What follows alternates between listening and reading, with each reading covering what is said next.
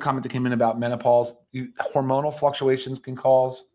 Sure. Yes. I mean, I have a like whole that. thing, and we'll touch on Nice. Go ahead. specifically creatine for women.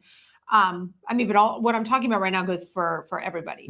And, you know, Ryan did mention the sleep. So, you know, sleep deprivation like really stresses our brain, right? You feel like you go through the day, you're just feeling out of it. You can't get your thoughts together. But there's many studies that say, like, actually, I wrote down the outcome of this one study. These outcomes suggest that a high single dose of creatine can partially reverse metabolic alterations and fatigue-related cognitive deterioration. And this study was on sleep deprivation.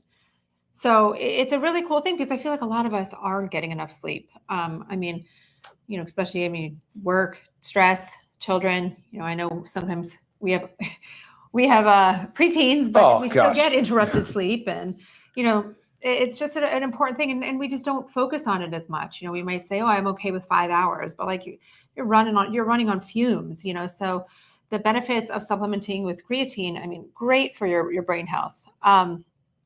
Anti-aging effects, that has a lot to do with what we just said, the increases in muscle mass that can come along with supplementing with creatine, your cognitive function, your physical performance.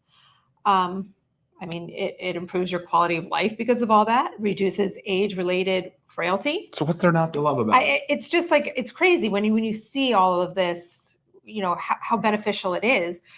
But I feel like the biggest thing is, let's go into females.